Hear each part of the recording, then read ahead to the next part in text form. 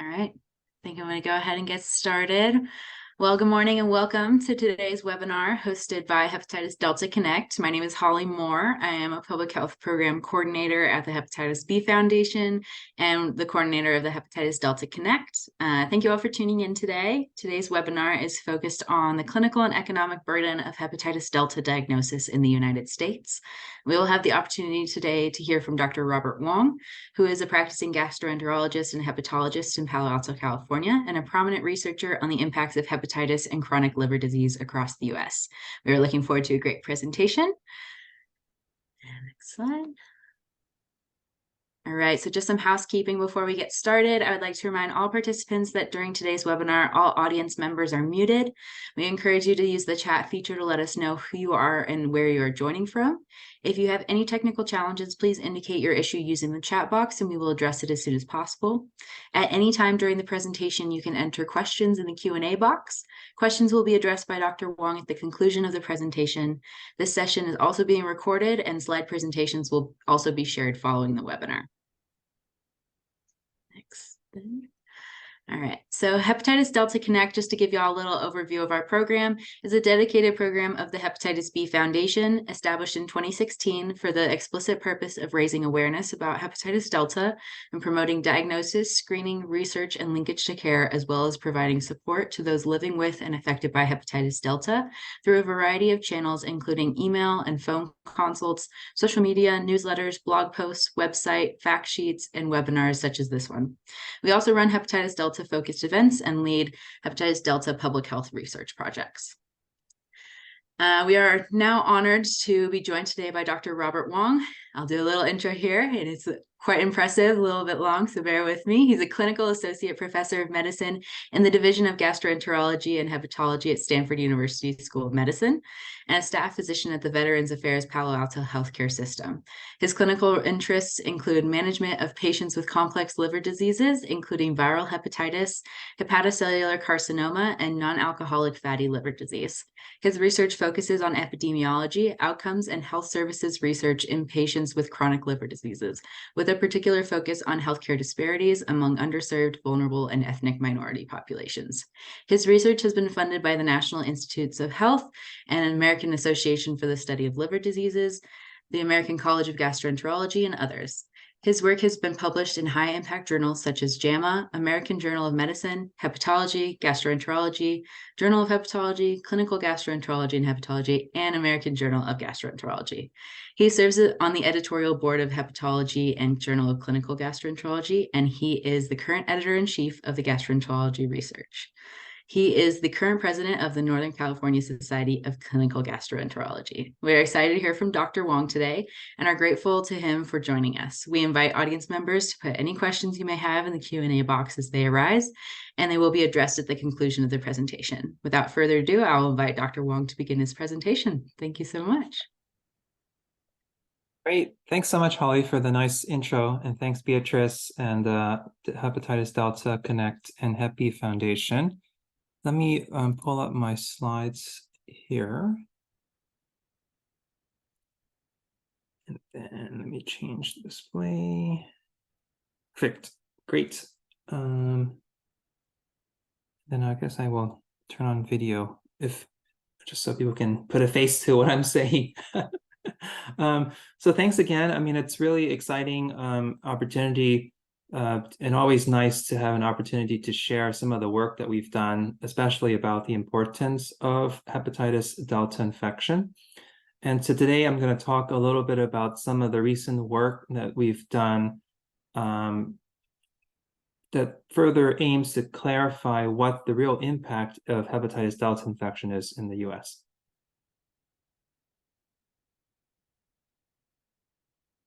Great. So in the next maybe 20, 30 minutes or so, objectives of the talk will be, first, I think it's important to have a brief overview of hepatitis B epidemiology and the importance of the Hep B care cascade. And then we're going to move into updates on Delta epidemiology in the US and highlight a few papers and recent presentations actually just off the press that we've done this year that really highlights what we think the impact of Delta is in the US. So first, I always like to start with this cascade because it really highlights the complexity and the multi-step model that we should think of in the context of viral hepatitis and hepatitis B in particular. Well, if you look at this cascade, really the main point is reducing the downstream complications of chronic hepatitis B, which are cirrhosis, HCC liver cancer, and of course, mortality. But if you look upstream, you'll understand that there are several steps along this care cascade, and they're not easy. It's very complicated. And along each step, there are opportunities for patients to fall out of the care cascade. And a lot of the focus now is trying to improve identification, because if you don't identify patients with the very first step of appropriate screening, you can't really help them navigate down linkage of care, linkage to treatment, and getting access to treatment. So a lot of the focus now is trying to better understand how we can implement new guidelines that have been recently introduced for pretty much universal hepatitis B screening, and then how we can implement, as we learn more about Delta, the clinical impact, the importance of early identification of Delta, and then we have treatment just on the horizon. We're not going to really talk about treatment for Delta today, but we have really exciting trials and potential therapies that are just on the horizon for us here in the US. They're available in Europe, but not quite yet here in the US. But that sort of emphasizes the importance of identifying these patients early so we can get them plugged into appropriate treatment. With that being said, let's start first with hepatitis B epi. This is a paper that's a little bit old now. It's about 5 years old, but still, I think it's not too different. This is a paper published in Lancet by the Polaris group that really emphasizes two key important points. One, the global burden of chronic hepatitis B is nearly 300 million, as you can see here on the first bar graph. But the second important concept here is that if you jump to the third bar graph, you see that big gap. Over nearly 300 million individuals with hepatitis B, but you can see only a fraction of those individuals are diagnosed. So huge gap there and a lot of opportunities to improve timely diagnosis. The next key point here is if you look at the bar that says treatment eligible, we're not going to really talk about hepatitis B treatment as well, but current guidelines recommend treating hepatitis B only in certain subsets that meet certain thresholds of liver enzyme elevation, hepatitis B viral load, presence of cirrhosis. So there are a few criteria that are in place, at least in the US, that emphasize or identify certain higher risk groups that would be eligible or benefit from therapy. Regardless of that, the guidelines differ a little bit and are constantly evolving. But still, the concept here is important. If you look at so-called treatment-eligible patients in the second bar graph, and then you jump to the fourth bar graph, those that are actually treated, again, huge gap there and huge opportunities for us to improve the care of chronic hepatitis B patients, to get those that are urgently needed to be treated access to timely antiviral therapy. What about in the US? So focusing a little bit narrow in the US, this is a paper that we published about, I guess, 2 years ago now, that updates the prevalence of hepatitis B in the US. You can see here, we updated our prevalence in 2018 from 2019, and there was an increase. In 2018, there were up to 2.4 million individuals with chronic hepatitis B. Most of them are non-US born, which fits with the epidemiology of chronic hepatitis B. But also important to know that you can see here in the purple section of the bar that many of them are US born too, meaning that in addition to country of birth, there are other important risk factors, behavioral risk factors, for example, that increase the risk of chronic hepatitis B. What about even more recent? So this is a paper that we have in review, where we again updated to 2022 with the most recent US Census data. And we repeated the same analyses, implementing comprehensive meta-analyses. And as I mentioned, we incorporate the most recent available 2022 census data. So let's guide you through this graph a little bit and the relevant numbers. On the left side of the figure shows the estimated proportion of individuals in the US or people that have immigrated from other countries and the regions from which they immigrated. On the right side of the graph is the same concept, but specifically for hepatitis B. Of those with hepatitis B, from which country of birth did they originate? And you can see here that the vast majority, as we know with hepatitis B epidemiology, are from Asia Pacific regions. So in total, you can see with the text on the right, in 2022, we estimate that the prevalence of hepatitis B has continued to increase, is about 1.97 million, and can be as high as 2.5 million.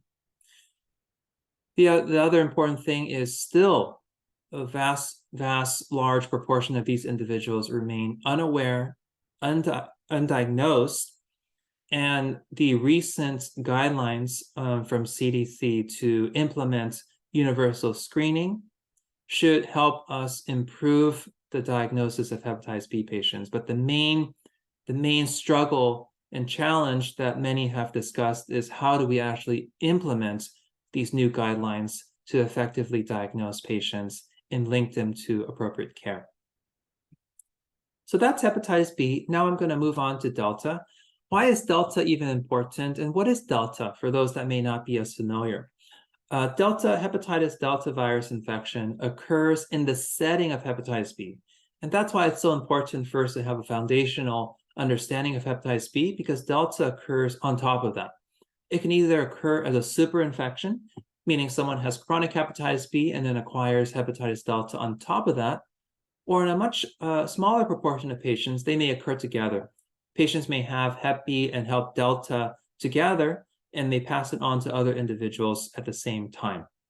Regardless of the case, having Delta on top of hepatitis B is associated with higher risk of disease progression to cirrhosis, HCC liver cancer, and liver-related morbidity and mortality. And we will review some recent data that we published that really emphasize those key points. The other major important point to emphasize is that there still remains suboptimal awareness of hepatitis Delta and non-routine testing. And that really contributes to low rates of testing and gaps in our understanding of epidemiology, but also underdiagnosis and as a result, gaps in linkage to timely care and treatment. What is the burden or prevalence or clinical impact of hepatitis Delta? Well, it's a little bit tricky. Global studies so far have huge ranges, as you can see, ranging from 12 to 74 million, reflecting the heterogeneity of the studies, although most agree that probably the prevalence is closer to the 12 million range. However, studies focusing on Delta epi in the US specifically are lacking in the most recent times, and there's need for high quality studies to really understand prevalence of Delta, and that can guide public health resources in helping to improve diagnosis and treatment. And with that, I'm going to move on to some old studies, and then move on to some exciting, really recent studies that we've published and presented that really share some better insights on the clinical and economic impact of hepatitis Delta. First, I'd like to start with this study. This is probably one of the best global studies available that estimate Delta prevalence. You can see here the global map, the color scheme of the different countries and regions reflect the estimated anti-hepatitis Delta antibody prevalence. Focusing on the US, this specific study that was published in 2020 estimated that the prevalence of hepatitis Delta was 5.9% in the US. However, that was based on fairly limited studies. And since then, there have been several studies specifically in the US population that I think help us improve our understanding of Delta epidemiology.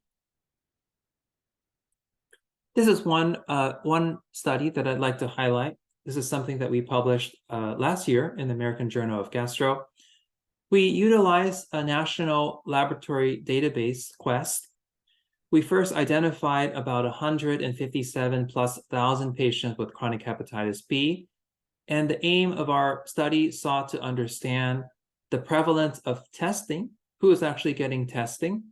And then among those that were tested, what is the prevalence? Again, trying to help narrow and improve the accuracy of estimates of Delta in the US. The first figure on the top shows testing. And when we say testing, we included not just antibody, but antibody hepatitis delta RNA, and then as well as IgM, but that was much less common. It was mostly delta antibody and hepatitis delta RNA. You can see here overall 6.7%. So again, very few, which aligns with a lot of existing studies. Very few patients are being tested. There were some differences. Men were more likely to be tested in this cohort. Younger individuals, you can see here, more likely to be tested. And then when we looked at one marker of liver disease severity, the fibrosis 4 score, as expected, those with a high FIB4 score, which is suggestive of advanced fibrosis or cirrhosis, were more likely to be tested. Clinically, that makes sense because the thought is if patients are sicker with hepatitis B, there may be a concern that something else is going on that is leading to more rapid disease progression. And Delta is certainly one of those things. And hence, those with more advanced disease, understandably, are more likely to be tested for Delta co-infection. The figure on the bottom shows the overall prevalence. So pretty consistent across the board, pretty low, much lower than the meta-analyses estimated. Overall, about 2.2%. There are some small differences, as you can see here. I think the biggest difference, as expected again, are those with advanced liver disease as reflected by a higher FIB4 score. Those patients were much more likely to be tested and also had much higher prevalence of hepatitis delta, as you can see here, 7.4% compared to 1.8% in those with the lower FIB4 score. So takeaway from this first recent study in the US, low rates of testing remain. And among those that were tested, the prevalence is much lower than originally estimated or expected. Here's a study in a different population. This is a study that we've done in the using national data in the US, focusing specifically on US veterans. We identified about 27 to 28,000 veterans with chronic hepatitis B. As expected, most of them were men because of the population. But the other important aspect of this study is that the vast majority were non-Asian.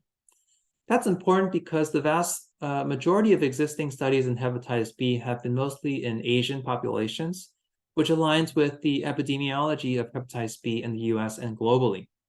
However, in our cohort, it was mostly non-Asian, predominantly non-Hispanic white and non-Hispanic African-American patients. And that's important because it helps us better understand the epidemiology of hepatitis B and Delta in non-traditional, non-Asian populations. You can see here that about 3% were co-infected with HIV, about 22% were co-infected with chronic hepatitis C. So among this population of hepatitis B patients, we found that about 16% were tested. So as I'm going over the numbers, if you're looking at the figure, just to explain that a little bit, the dark bar graphs indicates the proportion that were tested, and the lighter graphs indicate the proportion that were positive among those that were tested. So the first set of bars shows the total Hep B population, about 16% were tested, and of those that were tested, 3.25% were positive. Again, it's very important to emphasize that when we say tested and positive, we're not referring solely to Delta antibody, but this could also include those that were tested for hepatitis delta RNA. We saw some differences between testing amongst groups. In our cohort, patients that were of Asian ethnicity were more likely to be tested. Men were more likely to be tested, which was similar to the Quest data. And as expected, those with HIV positive status were more likely to be tested as well. Among those that were tested, what about the positive proportion? Patients who had Hep C co-infection were more likely to be positive, and that makes sense and aligns with existing epidemiology because it likely reflects underlying risk factors, which would increase the risk of both hepatitis C and hepatitis delta. As expected, again, cirrhosis patients were more likely to be positive, 7.7% prevalent versus 2.8%. And then jumping back to risk factors, those that reported active drug use had a higher prevalence than those that did not have active drug use. So takeaway from this is among a veteran population that was predominantly men and non-Asian, rates of testing are still low, better than the National Quest data, but still low at only 16%. And among those that were tested, the rates were, again, lower than the meta-analyses demonstrated, 3.25%. So helping us narrow the range that prevalence probably is somewhere between 2 to 4%, probably a bit lower than the 5 to 6% that was estimated in the meta-analyses. Next, I'm going to jump. So that was the Quest data. This is the VA data. And then now I'm going to jump to some additional data that we've done, additional studies that we've done, again, trying to help improve our understanding of Delta prevalence in the US. This is hot off the press. This is data that we published just a couple weeks ago at the AASLD liver meeting in Boston. I have a couple posters that I'm going to share with all of you. This first one used a national claims data set.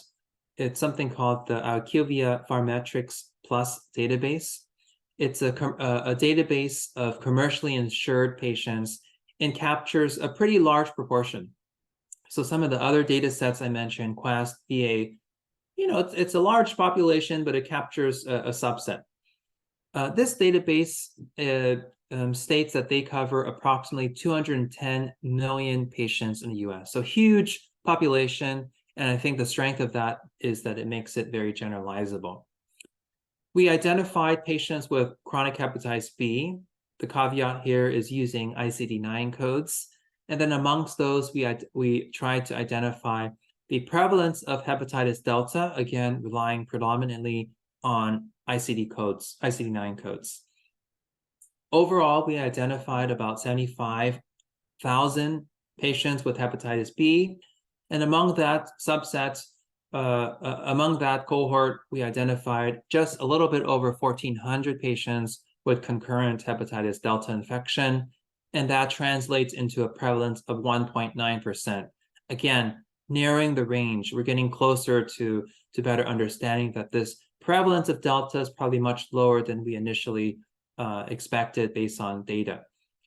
The other interesting thing is the figure. We were able to categorize prevalence by state.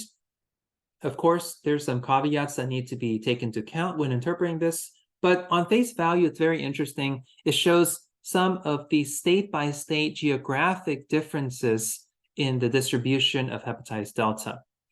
The bluer shades are lower prevalence, and then the more intense, the red hue or color shows the higher prevalence. So you can see here Nevada, Utah, South Carolina are some of the regions where in this data set, we saw some of the higher prevalences around 4%.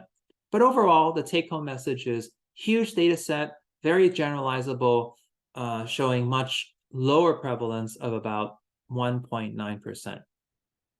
But it must be interpreted with caution because this is based primarily on ICD-9 and ICD-10 codes. Then we did a different way. Because of the challenges of ICD-9 and ICD-10 codes, we use a different database called Health Verity, which is, again, a claims database But the exciting thing about this is it can be linked with Quest laboratory data. So huge strength, we use the large claims, we're able to link it with laboratory data. And because of that, we were able to define laboratory confirmed delta. So that overcomes some of the challenges and the limitations of using an ICD-9 predominant definition of delta. Here, you can see here, we identified a much smaller cohort, but again, we restricted it to those with lab confirmed. So we had about 1,200 patients with lab confirmed hepatitis B from 2015 to 2019.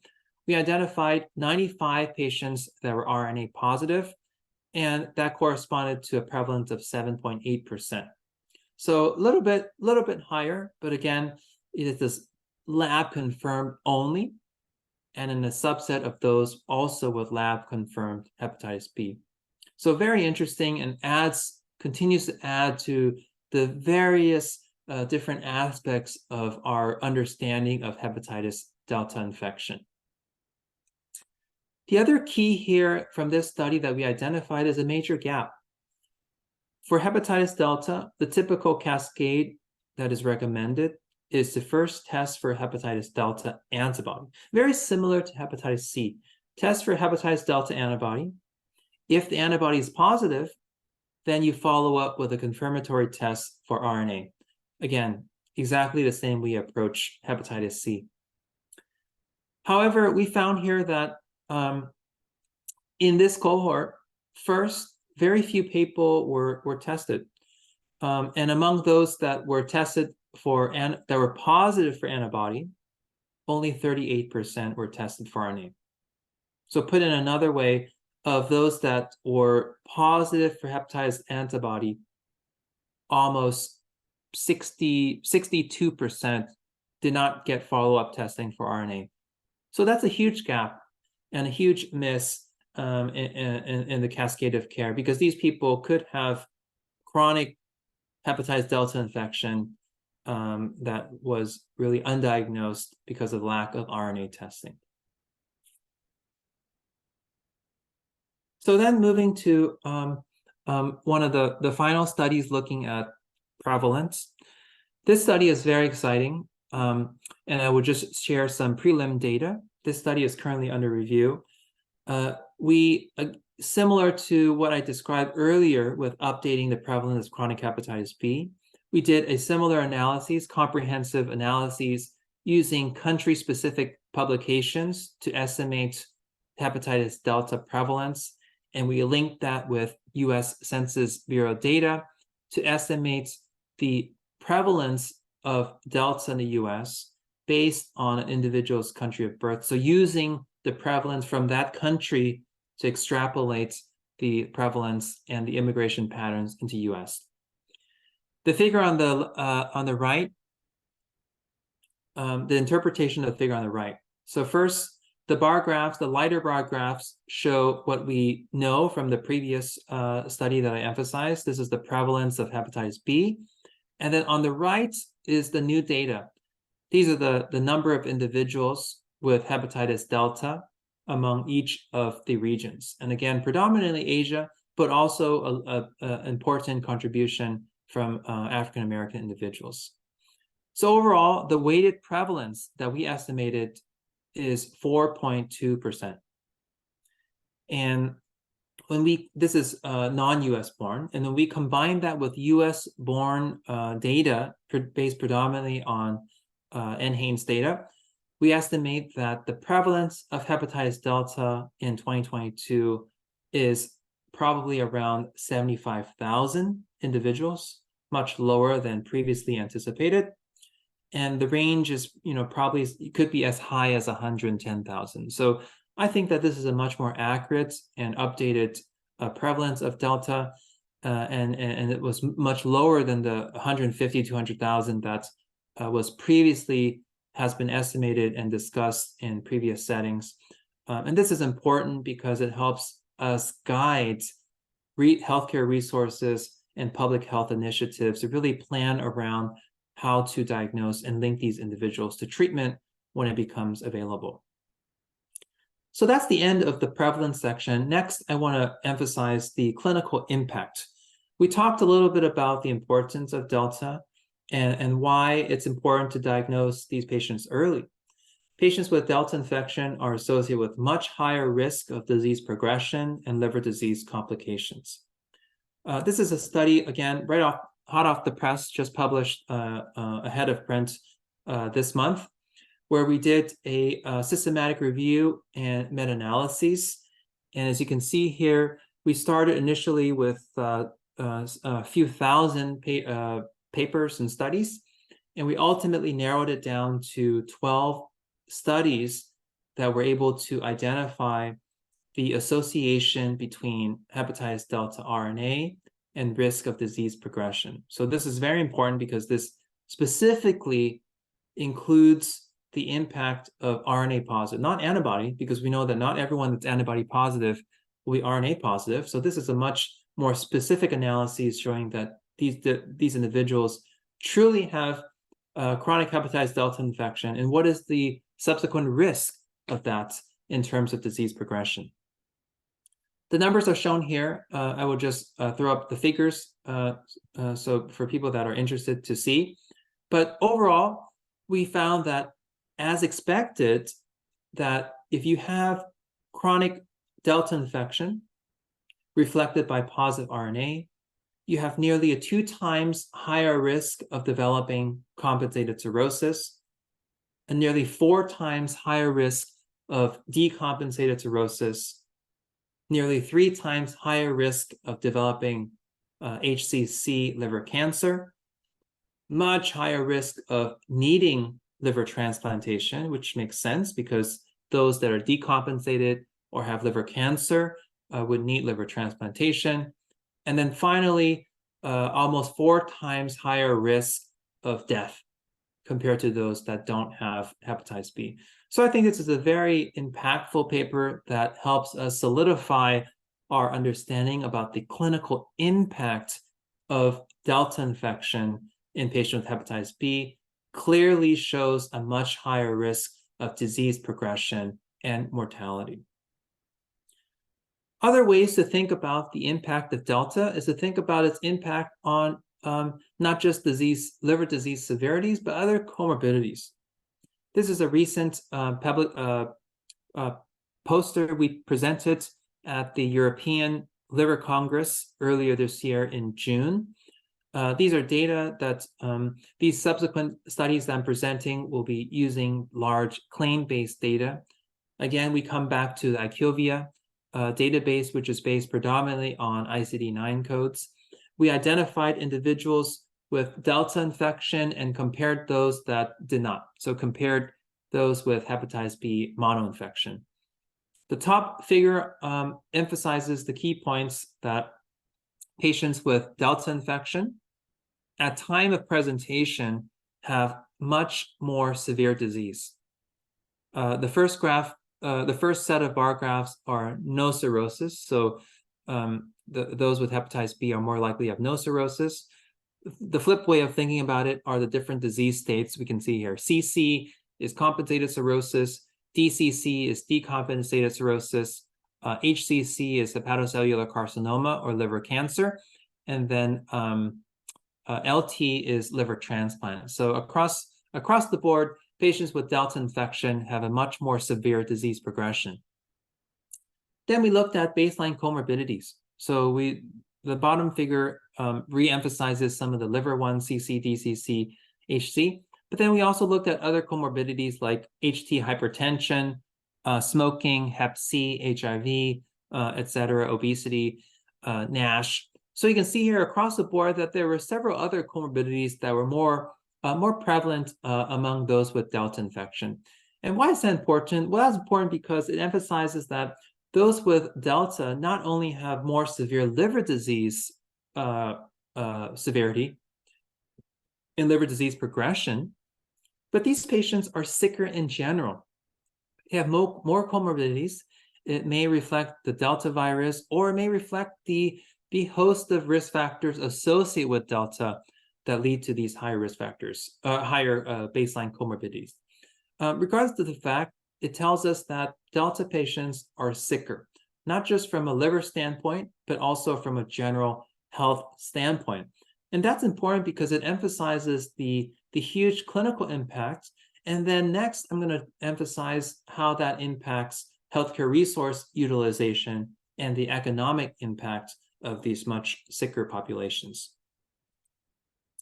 This is, again, a poster using the same data set, IQVIA, and it follows from the previous one that I discussed. We then, in addition to looking at disease severity and comorbidities, in this poster, we looked at healthcare resource utilization and costs in patients with Delta compared to those without Delta. The top figure looks at healthcare resource utilization, and you can see here the first bar graph shows that patients with Delta in general have much more interaction or utilization of healthcare, any visits. And across the board, you can look at the specific components that we looked at, and seems like the major drivers of this are visits. So inpatient visits, outpatient visits, and physician office visits. There didn't really seem to be a big difference in terms of pharmacy costs, and that's sort of expected because there's really no hepatitis Delta specific therapies that are currently approved. On the bottom, so on the top was visits and healthcare utilization. On the bottom are actual costs, so healthcare costs. So the first bar graph looks at total costs, and again, you can see that patients with Delta infection have much higher healthcare costs, and that is expected because it reflects higher healthcare resource utilization. And again, when looking at the different components, it seems that the major drivers of these increased costs are actual medical visits or encounters. So total visits and outpatient visits. And again, we didn't see a big difference in terms of pharmacy costs, which we don't expect until newer therapies become available. Another data sets, again, emphasizing the economic impact of hepatitis Delta. The first figure on the top left, figure 3, emphasizes a key point that we discussed earlier, that the patients with Delta are sick. Not just do they have more severe liver disease, but they have a host of medical comorbidities that are non-liver related as well. Figure 4 on the bottom reemphasizes a key point that these patients are presenting with more severe disease. And that could reflect two key factors. One, that of course they have a more aggressive disease progression, so more likely to develop cirrhosis and cirrhosis-related complications. But then also, two, this probably reflects delays in testing and diagnosis, so that these patients probably have had hepatitis Delta for a long time, and that's why they're presenting with this more severe disease progression, more severe liver disease at presentation. As you can see here in the little circle type figure here, that 23% of Delta infections present with advanced stages of liver disease, including 5% with compensated cirrhosis, almost 11% already having decompensated cirrhosis, 3% already developing liver cancer, and 4% already having received liver transplant. Table 2 looks at the healthcare resource utilization before and after the diagnosis of Delta. So the clever thing that we did here is we identified the time at which hepatitis Delta was diagnosed, and we tried to understand in more detail, how did the diagnosis of Delta infection change or impact healthcare resource utilization? So we looked at the 12-month period before and after. You can see here some important differences. In terms of the first row, all-cause healthcare resource utilization, there was a significant increase following Delta diagnosis. this seems to be driven by a few key subsets. There seems to be increase in ambulatory care and outpatient visits and physician office visits. So that's sort of what we showed in the previous claims data sets. And so it's nice that this aligns and shows very similar findings, that the increased resource utilization is primarily driven by increased visits. Interestingly, in this subset of data, we did see a slight increase in pharmacy claims. So not clear. It could reflect the much higher baseline comorbidities in patients, because it's not just liver disease pharmacy claims, but all pharmacy claims in general. So it may reflect that these patients have greater proportion of comorbidities and therefore may be utilizing pharmacy claims and treatments more than those without hepatitis delta. But not sure. That's something that we definitely need to delve into further to really understand what are the specific drivers of these increases. And then on the bottom here are costs. The mean per person per year, all-cause total costs before and after the diagnosis of Delta. And we can see here that there are some differences, no big differences in inpatient costs. ED costs were very low in general, but as showed in the previous studies that I highlighted, the main drivers of this increased cost were ambulatory visits. So you can see here the third set of graphs, ambulatory costs, physician costs, and then pharmacy costs did not reach significance, but you can see numerically is increased. And that drives the total all-care costs to almost $2,000 more using this scheme, $2,000 more in terms of healthcare costs in the first year following Delta diagnosis. So hopefully with these several studies, both published and recently presented, I was able to emphasize the important clinical impact, especially the increased risk of disease progression and liver disease related complications, but also how this then reflects increased healthcare resource utilization. And the increased resource utilization, I think, is primarily due to the higher baseline comorbidities in Delta patients, the fact that Delta patients have more severe disease at presentation and have a more aggressive, rapid disease progression, and therefore requiring greater healthcare resource utilization and greater economic impact on the US healthcare. And finally, I would just like to end, because we talked a lot about prevalence and clinical impact, economic impact, but how do we address this concern? And I think the first important step with both hepatitis B and Delta is implementing effective screening. And so I will, one of my last slides here are to emphasize what are the Delta testing recommendations. You can see here that this probably contributes to some of the lack of clarity about testing. I listed the three major global societies: the American Association, the Asian Pacific Association, and the European Association. You can see here that for the most part, APASL and EASL both recommend pretty much testing all patients with hepatitis B. AASLD still is advocating a risk-based approach.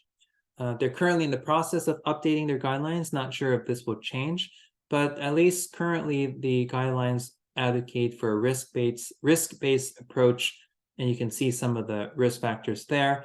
And in my opinion, it's there's always pros and cons of different approaches. I think the challenge with this, as we've seen with hepatitis C, is that a risk-based approach creates potential confusion amongst providers about who to test, who not to test. Some of these risk factors are sensitive, so it may create stigma, which is really important to consider in patients with viral hepatitis, and labeling stigma and in turn may discourage these populations from seeking care. And that's a huge problem because these populations already experience disparities in timely access to care. So how do we address this? I'm not going to go over this in too much detail, but really to emphasize that there's no answer. There's no one solution to this. And the factors contributing to barriers in viral hepatitis care, whether it's be hepatitis B or Delta, are multifactorial. You can see here that there are multiple groups and that need to be involved: patients, providers, health systems, payers, advocacy groups, societies, public health. And we really need a comprehensive, multi-pronged approach if we're really serious about addressing the barriers in hepatitis B care. The other key point here is that one size does not fit all. The challenges identified in one population, in my population, for example, in Northern California, may be very different than populations in New York, Texas. So we have to be flexible and take a really holistic approach in identifying what are the drivers of disparities so we can develop tailored patient-centered approaches to bridging some of these gaps. With that, hopefully I was able to help emphasize for all of you that both hepatitis B and Delta infection are associated with significant morbidity and mortality. Hopefully I was able to emphasize that major gaps persist. We're doing a great job in advocating, and some policy changes have been implemented for hepatitis B in particular, with vaccination and universal hepatitis B screening. But major gaps persist in the cascade of care, and there's a lot that still needs to be done to improve the care we provide for these patients.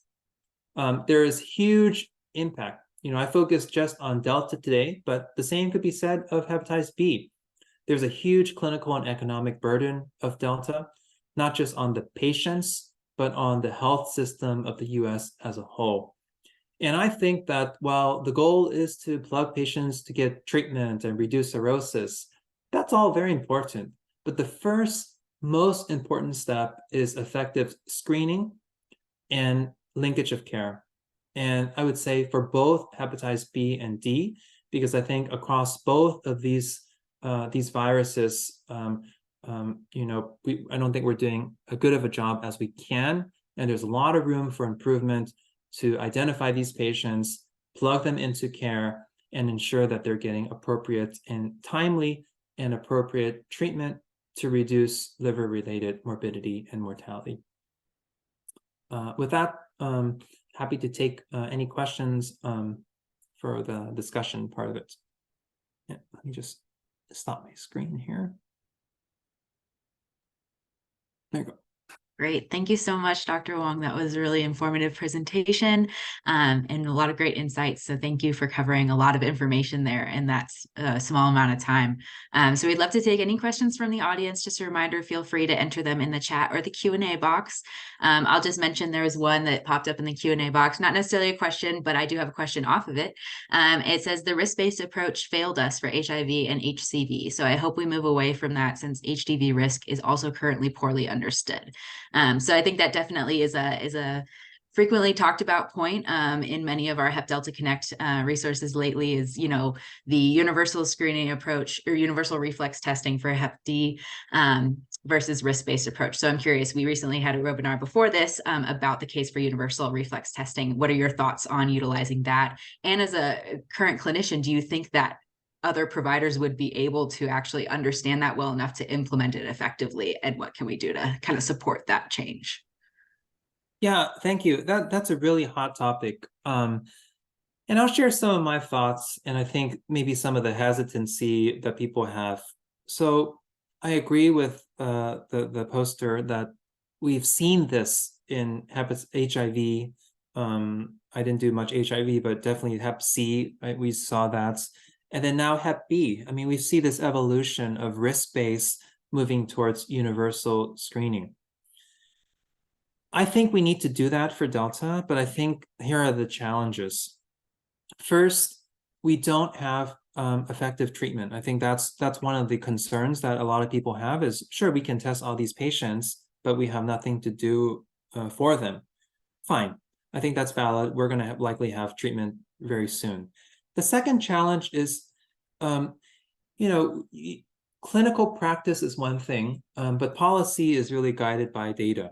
And so for hepatitis B, I think we have a lot of data, and particularly the paper by Malika Toy at Stanford showing the cost effectiveness of one-time universal screening was a huge driver. And if you look at the rationale in the CDC's recommendation for universal testing, they cite that paper a lot. We don't have that for Delta. So that's one challenge that I would have for people out there is we need a cost effectiveness study for Delta, because with that, I think there would be important data to really drive the discussion further about testing, reflex testing. The final thing, though, I will mention is the prevalence is much lower than we thought. And unfortunately, it's not clear, where these patients, they're out there. We just haven't identified them. And I think that many people are discouraged. So I'll give you one example. We piloted this in our clinic. Our clinic is a little bit different because it's veterans, but we tested consecutive 100 patients. We found 3 antibody positive, and of those, only 1 RNA positive. So that's great. We found that one patient, but for some people, it can be discouraging. I talked with some other people that are doing similar pilot programs. They've tested, 100 patients and they found 0. So that's sort of the disconnect there is we're testing, but we're not finding them. And I think we need to think about all these ways and how can we meld all these experiences together to really provide the best guidance on who to test. I personally think it should be universal testing. In fact, I think it should be reflexive so that you don't, person that's surface antigen positive should be reflex to Delta, should be reflex to RNA. I think that makes it the most streamlined and takes out the sort of human error aspect of it. But that's opinion, and that's not quite in the guidelines yet. Absolutely. Well, thank you for that answer. And then I didn't see any more coming through the Q&A or the chat, so I'll keep rolling the ball here. I'm curious, so I know we said we weren't going to talk about treatment at all, but with the possibility of bulevirtide being approved in the US in the near future, what do you think the result of that would be for the clinical and economic healthcare utilization burden for the patient, just so you can get a clear understanding from your perspective what that could look like? Yeah, I think that's very important. It was a little bit disappointed. We thought we would have had bulevirtide by now. We're hoping by next year. I mean, I think for those that are not as familiar with the data, the concern was not about the data. It was not it wasn't a concern about whether the drug worked. It was just a logistic and manufacturing aspect of it. So the drug works. I do think that when this therapy becomes available, there will be some challenges, on how to administer. It's a little bit more complicated than the all oral kind of regimens we have for hepatitis C. But they've been doing this in Europe. France is one country that I think has a really good track record of implementing this therapy for their patients. And I do think that if we get these patients treated, it can make a huge difference in halting or slowing disease progression, and subsequently can make a huge impact at reducing the clinical and economic burden of Delta. But I would temper expectations. I think it's a great drug, but I think the rollout will be slower. For a variety of reasons, will be slower than we expect. With that being said, there are other therapies for Delta in development, still a little bit early. And hopefully in the next few years, we may have additional options for Delta treatments in addition to bulevirtide. Great. Okay, we just had one chat come in, or a Q&A come in. So Ravshan said, I have been living with chronic B since the age of 6. I immigrated to Canada at the age of 30, 10 years ago, and I shortly was diagnosed with Hep B and Hep D and compensated cirrhosis. I did not receive any treatment for Hep D for the last 10 years, just monitoring, and just currently was put on Pegasus interferon. My question is, did I lose any valuable time in the last 10 years, or since I did not have much progression in the last 10 years, perhaps I'm one of the lucky Delta carriers? So any way you would like to answer that? Yeah, thanks, Raushan, for sharing your story and experience. I think, hearing from people like you that live with Delta is so critical to put a face to people that are living and suffering from Delta. So thank you for sharing that. The challenge with Delta is we don't, technically we don't have approved therapy for Delta. It's interesting that you were on pegylated interferon. Pegylated interferon is used for Delta off-label. So I think that, and we don't want to go into too many details of your specific medical history here, but I think that the pegylated interferon that your providers use may have been that attempt. So it can treat for both hepatitis B and Delta. So it may have been that attempt. In terms of losing time, it's always tricky to interpret that, because once treatments are available, of course we want to implement it as soon as possible, and the variability in disease progression varies for everyone.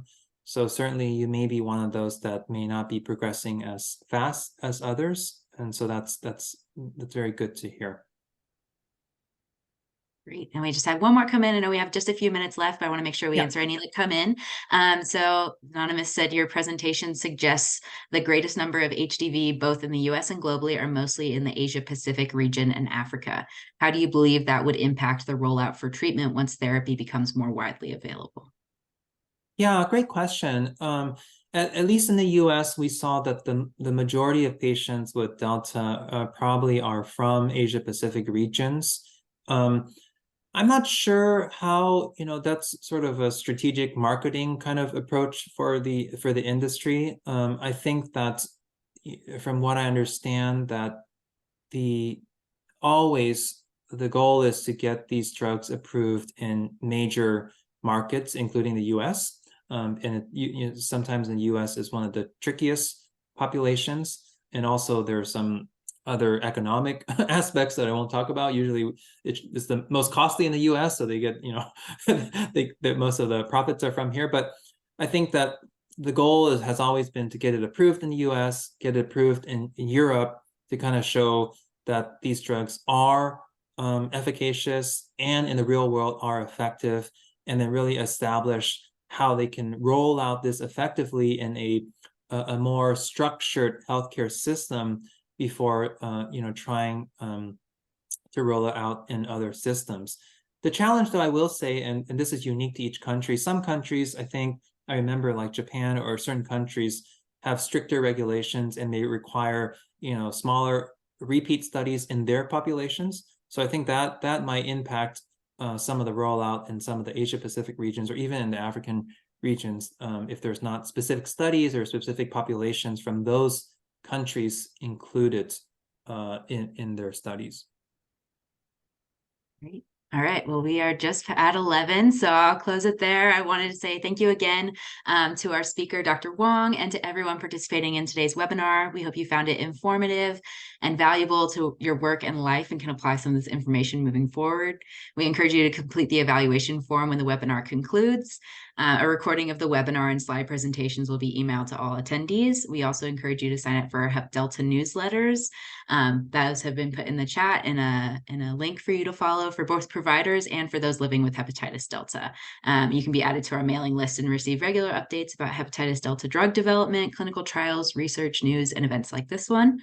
You can also find the links in the chat and will be emailed to you as well. Thank you again to everyone, and I hope you have a great rest of your day. Thanks, everybody. Have a good day. Thank you.